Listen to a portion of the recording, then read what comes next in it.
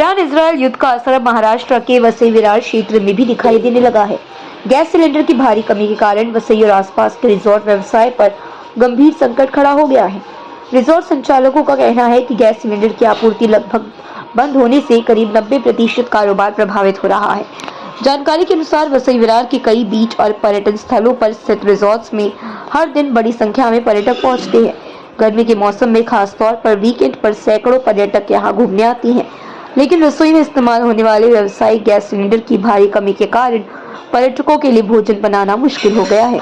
Resort संचालकों के मुताबिक एक रिजॉर्ट को रोजाना कम से कम 5 गैस सिलेंडर की आवश्यकता होती है, लेकिन पिछले कुछ दिनों से सिलेंडर मिलना लगभग बंद हो गया है।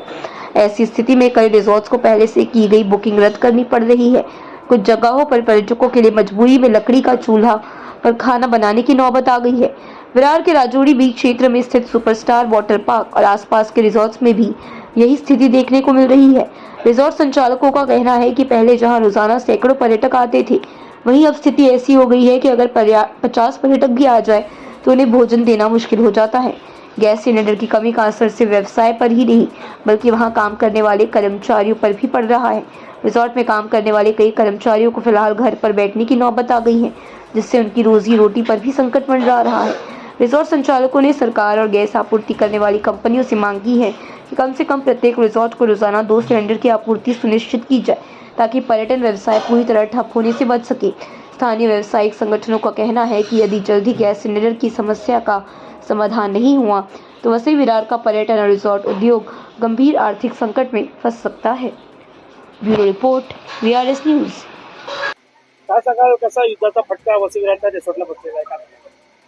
युद्धाचा फटका बसलेलाच आहे, कारण आता धंद्याचा सीझन जर बघितला त्याच्यामध्ये पहिलीच गोष्ट बघितलं तर रमजान सुरू आहे.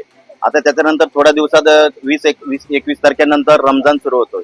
जो उपवास करणारा वर्ग आहे तो कुठे येणार? एन्जॉय करण्यासाठी येणार.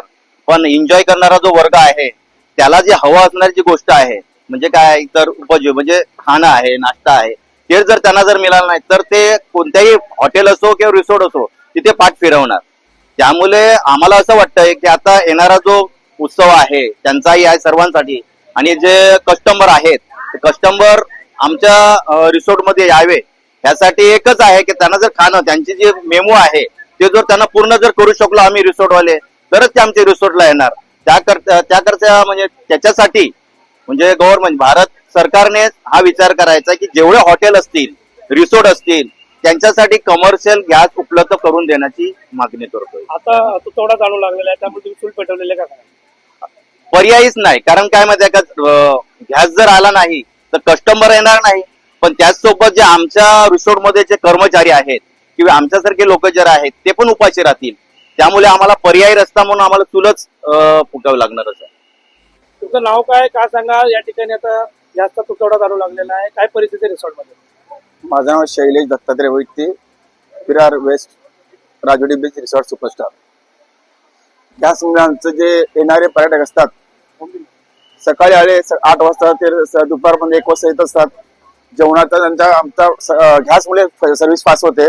आता गॅस नसल्यामुळे आम्ही त्या सर्व्हिस देऊ शकत नाही, त्यामुळे पर्यटकांनी आमची पाठ फिरवले, त्यामुळे धंद्यावर परिणाम झालाय.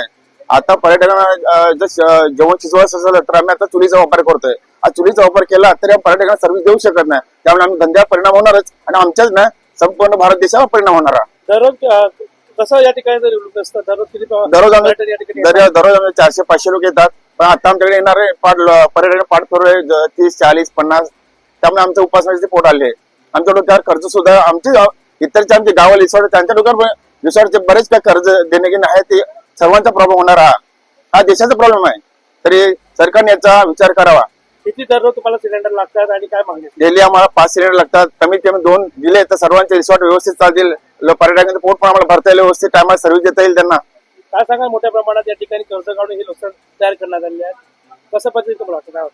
जर आम्हाला आताच्या परिस्थितीत युद्ध चालू आहे, त्या युद्धामध्ये ते आपल्या पंतप्रधान नरेंद्र मोदी यांनी चांगला विचार केला तर आपल्या भारत देशाचा चांगल्या प्रगतीवर मार्ग येऊ शकतोय.